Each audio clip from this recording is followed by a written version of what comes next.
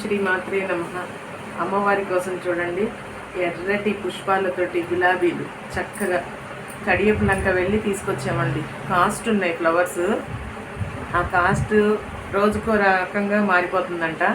నిన్నైతే super cost ఉన్నాయండి. అయినా సరే మన ఊర్లలో కన్నా బెటర్.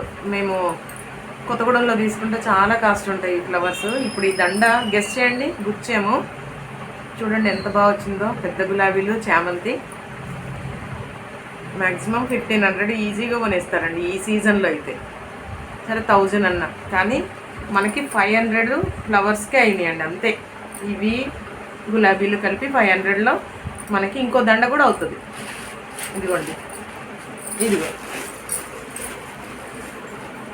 అంటే 300 అండి. ఈ గులాబీలు 600 అయ్యాయి అంటే మనకి మాలస్ రెడీ అవుతాయి అన్నమాట. Okay, bye.